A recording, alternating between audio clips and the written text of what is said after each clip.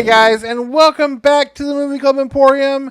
And we are wrapping up 90's Schlock January with a doozy. This is a movie that, honestly, um,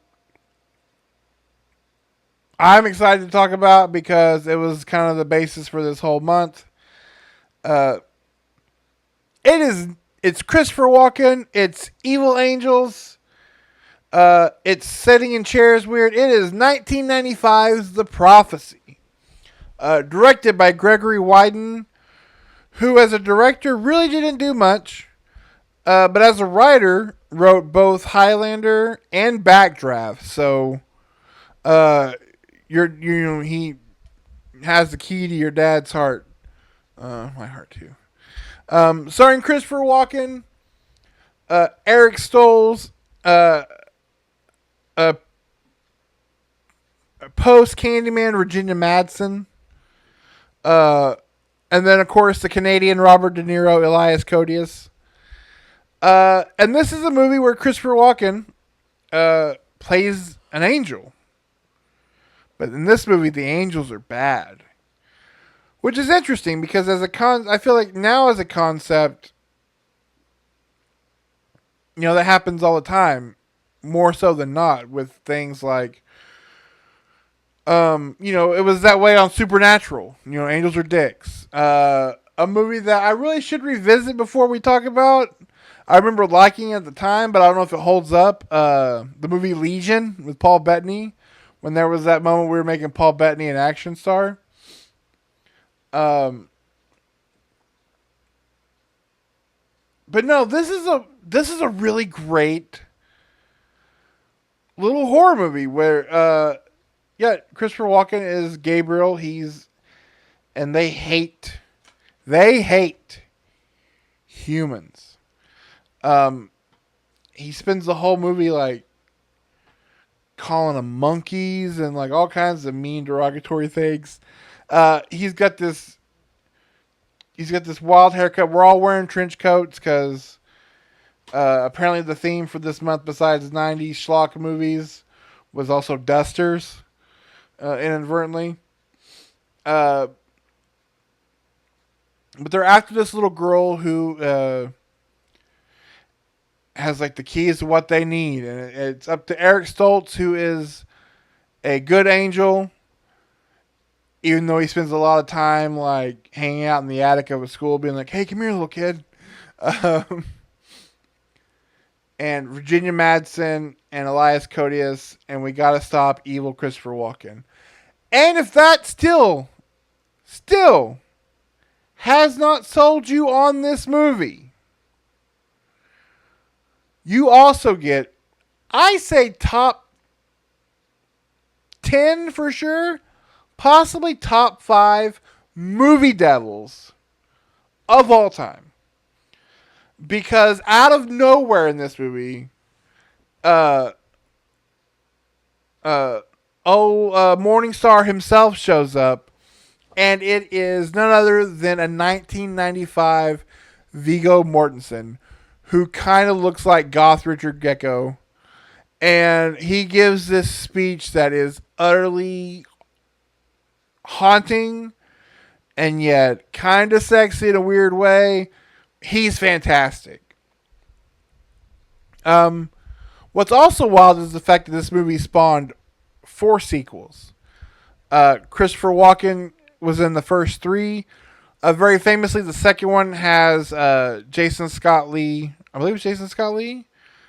But it also has the actress from Flashdance and a very young, kind of pre-famous Brittany Murphy. And then the third movie is kind of like a T2 where like he's kind of a good guy because he's a human. He's wearing this terrible like old lady fright wig. And then there are 2 more that we don't need to talk about. They were basically, let's keep the rights. They were being made the same time as like those later Hellraiser sequels and the Children of the Corn sequels. They're not good, but the first 3 are kind of fun. I know I'm being very vague on this movie, but that's because this movie really deserves some attention. And I think it's getting it. It was lost for a long time on like like Walmart multi packs. But Vinegar Syndrome last year did this beautiful 4K box set of the Walken trilogy. They look utterly fantastic. It's I think they're getting a lot of appreciation, a lot of discovery for this movie, and rightfully so because it's a super fun, low budget '90s original like idea. Like you think about horror in the '90s, like up until Scream, a lot of like the mainstream stuff was crap horror wise, and this is one of those. There's several, but this is one of them. I think that is really kind of an original, fun, original in the sense of like it's kind of the Terminator, but they're aliens or not aliens, they're angels. Uh, it's a lot of fun. Christopher Walken knows what he's doing. He is hamming it up, not as much as he does in the sequels, but he plays a great villain. There's like this cool thing about the angels. They're uh, like they're blind, and so like when like they don't have eyes, so just like gaping eye holes throughout this movie. A lot of eye trauma. It's a super blast, so I don't want to get too deep into it because I really think you should check this out. I think it's available now pretty much anywhere. And then, like I said, if you are a physical media guy, that Vinegar Syndrome set is pristine, super cool. So, do yourself a favor and check out The Prophecy. And with that, we say goodbye. 90's Schlock January. We're moving on to the future with 2025. In order to do that, we're going to talk about some movies that we missed in January. So there'll be some new February movies to review, a couple of movies from January, and then it would have been, I guess, last night. Hopefully you were there and you know about what I'm talking about. You know what I'm getting ready to say because you know why you know? Because you already clicked subscribe and you clicked the bell. If you haven't, go ahead and do so. But every month, this is our weekly quick reviews. Every month we do large format live hangouts over at our Twitch channel. It's me and my friend Nick. We've been best friends for over 30 years, and we talk about movies every month. This month for January, we decided to dive into the whole new year, new me, New Year's resolution type situation. You know, people are eating better. I ate a vegetable earlier. It was all right. What better way to look at that? Because January 1st, we're all doing it, right? But by the end of January, who's left? And that's the question: is who's going to be left from all these gym horror movies we're doing? So we discussed Death Spa, Killer Workout, and Murder Size. So you're not going to want to miss that. That's up right now over at our Twitch channel. The replay will be up at some time later in the next month or so here on YouTube. It's on the playlist down below called Live Hangout.